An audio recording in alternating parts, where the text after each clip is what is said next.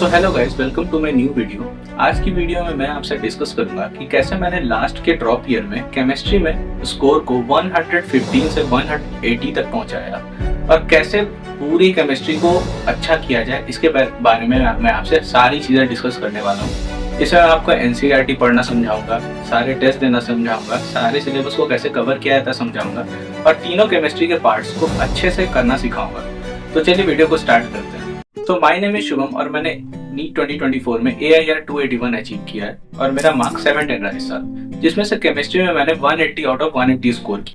Physical, inorganic और organic में separately बात करने से पहले केमिस्ट्री के बारे में थोड़ा बात कर लें। देखो, केमिस्ट्री ऐसा सब्जेक्ट है ना जो फिजिक्स और बायो के बीच में इग्नोर हो जाता है। फिजिक्स पे सब डर के ध्यान देते हैं, बायो पे सब मजे से ध्यान देते हैं, लेकिन कोई केमिस्ट्री को वैल्यू ही नहीं करता और इस चक्कर में केमिस्ट्री लास्ट में बहुत बुरा फंसाता है बच्चों को। एक चीज और है जो कि सबसे इंपॉर्टेंट चीज है केमिस्ट्री में, कि आप चाहे जितने भी कॉन्सेप्ट पढ़ लो ऑफलाइन ऑनलाइन कोचिंग में कहीं भी, बट जितने भी क्वेश्चन है वो सारे एनसीईआरटी से ही आने वाले हैं। वो चीजें भी जो वो लोग पढ़ाते हैं वो इसीलिए पढ़ाते हैं ताकि जो एनसीईआरटी के क्वेश्चन आपके एग्जाम में है वो आप बहुत जल्दी कर पाओ और आप उसका कॉन्सेप्ट सीख पाओ, ताकि आपसे असर्शन रीजन लेवल के भी क्वेश्चंस ये सब बन सके। एक चीज और केमिस्ट्री में ध्यान देने वाली बात ये है कि केमिस्ट्री से बहुत सारे फालतू चैप्टर हट चुके हैं, जैसे कि पॉलीमर, सरफेस केमिस्ट्री और सॉलिड स्टेट जैसे बोरिंग चैप्टर्स अब आपको इस बार नहीं पढ़ने। तो इस बार आपके पास बहुत अच्छा अपॉर्चुनिटी है कि आप बहुत अच्छा स्कोर कर सकते हो केमिस्ट्री में। तो चलो यार, अब हम लोग सेपरेटली बात करते हैं फिजिकल केमिस्ट्री, इनऑर्गेनिक केमिस्ट्री और ऑर्गेनिक केमिस्ट्री के बारे में। सबसे पहले मैं आपको फिजिकल केमिस्ट्री के बारे में बताता हूँ। तो यार, पहले फिजिकल केमिस्ट्री में जनरल फेनोमेना ये था कि सब लोग बोलते थे कि फॉर्मूला सारे याद हो तो फिजिकल केमिस्ट्री बहुत अच्छी हो जाती है। बट अभी के टाइम में फॉर्मूलाज के साथ साथ थ्योरिक पॉइंट्स भी उतने ही इंपॉर्टेंट है, क्योंकि एग्जाम को ज्यादा लेंदी न बनाने के लिए एग्जामिनर्स जो है वो थ्योरी क्वेश्चंस को भी अब उतना ही वेटेज दे रहे हैं जितना कि न्यूमेरिकल्स को दे रहे हैं। तो यार, सिर्फ फॉर्मूला रटने से तो नहीं होगा और सिर्फ न्यूमेरिकल प्रैक्टिस से तो नहीं होने वाला।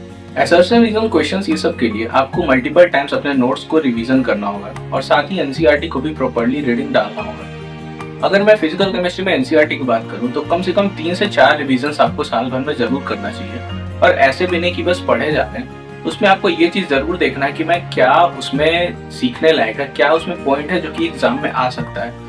और उसके अलावा जितने भी फालतू चीजें हैं उसे आप कट कर सकते हो, उसे आप क्रॉस करके हटा सकते हो। फॉर एग्जाम्पल, एनसीईआरटी को पढ़ने के लिए जैसे कि जो इम्पोर्टेंट पॉइंट्स है उसे आप साइड में भी ऐसे लिख सकते हो, ऊपर वाले स्पेस पे और साइड वाले स्पेस पे आप लिख सकते हो, जिससे कि आपको बार बार एनसीईआरटी, फिजिकल केमिस्ट्री की एनसीईआरटी पढ़ने की जरूरत ना पड़े।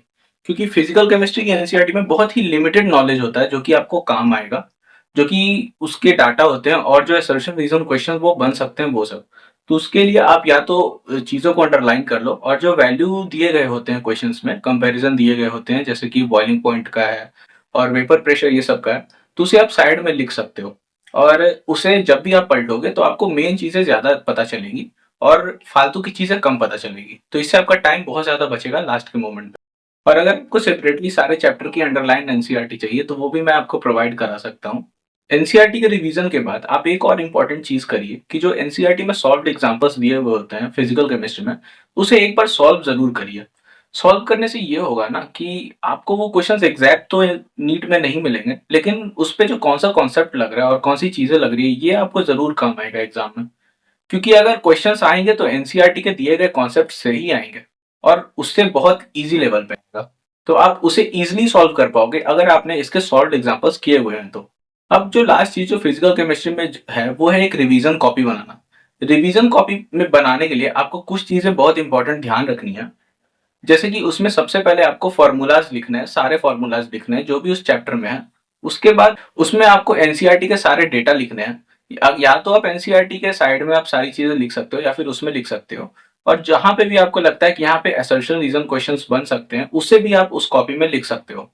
अब अगर आपसे असर्शन रीजन क्वेश्चंस नहीं छाटे जाते हैं तो इसके लिए भी मैं आपके लिए वो प्रोवाइड करा सकता हूँ आने वाली वीडियोस। उसके बाद जो तीसरी चीज जो फिजिकल केमिस्ट्री के शॉर्ट नोट्स में होनी चाहिए, वो किसी भी चैप्टर में हर टॉपिक का जो कॉन्सेप्चुअल क्वेश्चन होता है वैसा क्वेश्चन आपको छाटना है और लगभग 15 से 20 क्वेश्चन हर चैप्टर से आपको उस कॉपी में लिखना है, जिससे कि जब आप वो क्वेश्चन सॉल्व करो ना तो आपका पूरा चैप्टर एक तरह से गो थ्रू हो जाए और आपको उस चैप्टर पे बहुत ज्यादा कॉन्फिडेंस आए।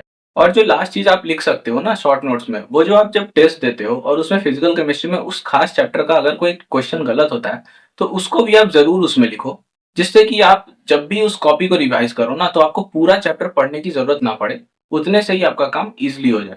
अब नेक्स्ट हम लोग बात करने वाले हैं इनऑर्गेनिक केमिस्ट्री के बारे में। तो इनऑर्गेनिक केमिस्ट्री के लिए ही मेन बात ये कही जाती है कि चाहे आप कोचिंग्स में या कहीं से भी कितना भी ज्यादा पढ़ लो, आपको जो क्वेश्चन मिलने वाला है वो सिर्फ एनसीईआरटी से ही मिलने वाला है। और अगर असर्शन रीजन मिलेगा तो वो तो एग्जैक्ट एनसीईआरटी का लाइन ही मिलेगा। इनऑर्गेनिक केमिस्ट्री में एनसीईआरटी को पढ़ने के लिए आपको 7 से लेकर 10 बार तक रिवीजन करना पड़ेगा एनसीईआरटी को, क्योंकि वही है जिससे कि क्वेश्चंस आते हैं।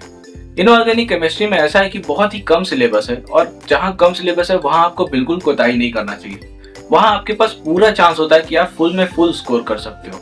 इसके बाद आपको एनसीईआरटी को हाईलाइट करना भी आना चाहिए। उसमें जितने भी टेबल्स हैं उसमें आप जरूर मार्क करो कि कौन सा असेंडिंग है, कौन सा डिसेंडिंग है, कहाँ पे उल्टा हो रहा है, और उसको साइड में जरूर से जरूर लिखो। जैसे कि अगर तुम्हें यहाँ पे दिख रहा होगा तो मैंने असर्शन रीजन मार्क करके रखा है 2 क्वेश्चन। इसी तरह आप भी बहुत सारी जगह मार्क कर सकते हो कि कहाँ से आपका असर्शन रीजन टाइप का क्वेश्चन बन सकता है। तो ये चीज आप खुद से मार्क करोगे तो ज्यादा अच्छा रहेगा, नहीं तो आप मेरे से भी ले सकते हो।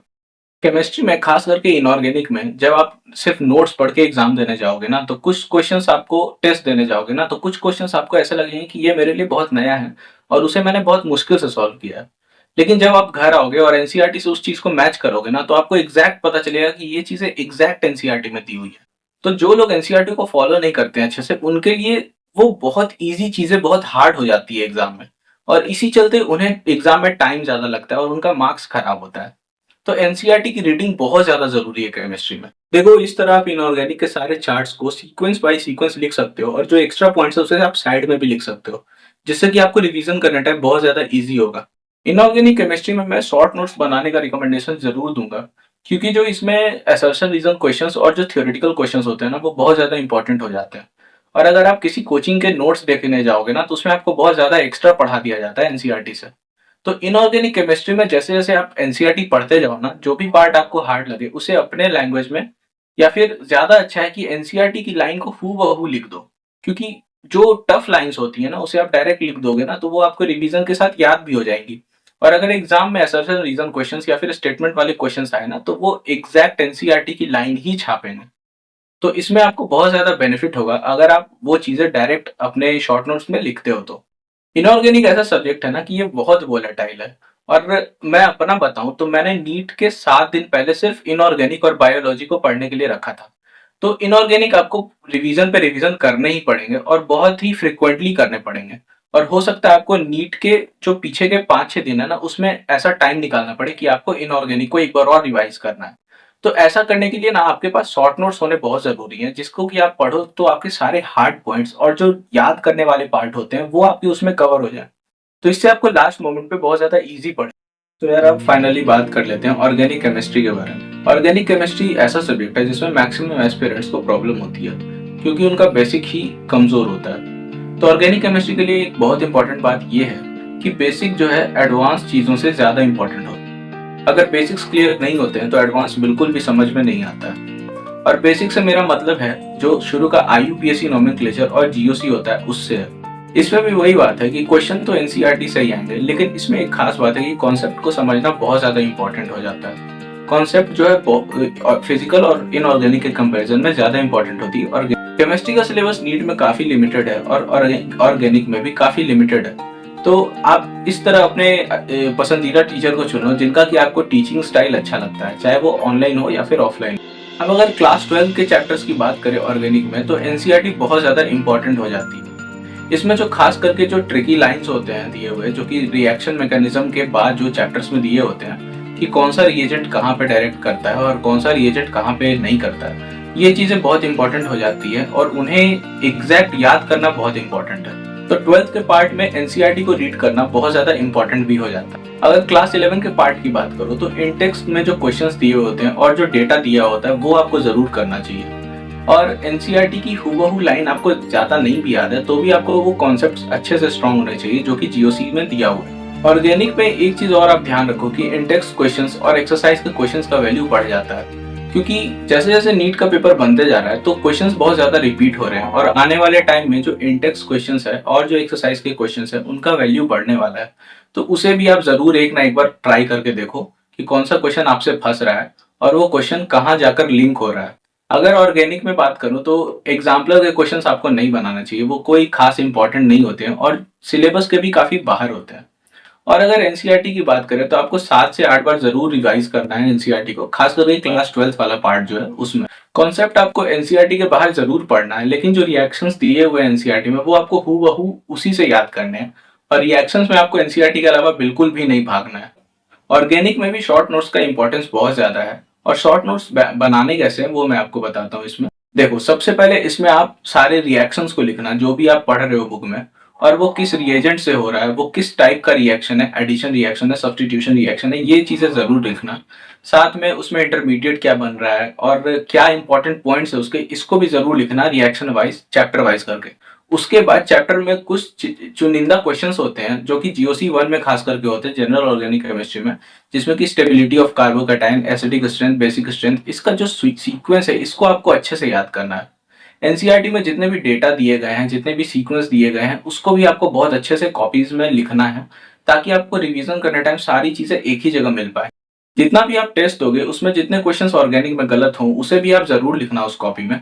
ये आपको बहुत ज्यादा हेल्प करे। और एक जो सबसे इंपॉर्टेंट बात है ऑर्गेनिक में, कि असर्शन रीजन के अगर क्वेश्चन आते हैं तो एग्जैक्ट लाइन उठकर एनसीईआरटी का आ सकता है। तो कहीं भी आपको ऐसा कॉन्ट्राडिक्टरी लाइन दिखे तो उसे आप हूबहू कॉपी में जरूर लिख लो, ताकि आपका बार बार रिवीजन होने के कारण वो आपके दिमाग में हूबहू एकदम छप जाए और एग्जाम में आपको वो चीज याद भी आ जाए। और लास्ट में 2-3 चीजें बहुत इंपॉर्टेंट है, कि अपने टीचर को बहुत अच्छे से चुनना जिनसे तुम्हें सारी चीजें रिलेट हो पाए, समझ में आ पाए। उसके बाद ये कि केमिस्ट्री में एनसीईआरटी ही सब कुछ है। अगर 50 क्वेश्चंस आ रहे हैं तो उसमें से 45 plus plus questions direct NCERT से आएंगे, और उसमें भी जो 4-5 क्वेश्चन एनसीईआरटी से नहीं आएंगे उनका भी इम्पैक्ट आपको एनसीईआरटी से ही मिलेगा।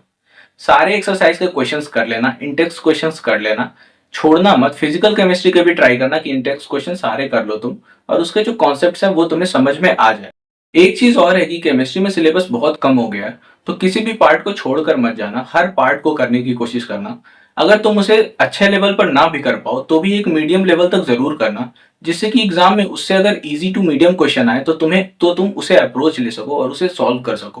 All the best for your exam. Video खत्म करते हैं, और आने वाले टाइम में मैं तुम्हें सारे केमिस्ट्री के चैप्टर्स के एनसीईआरटी अपनी दिखाऊंगा और उसे मैं रिवीजन कराकर तुम्हें समझाऊंगा भी। तो चैनल को सब्सक्राइब जरूर करना, और यार पढ़ते रहो। Thank you so much for watching this video.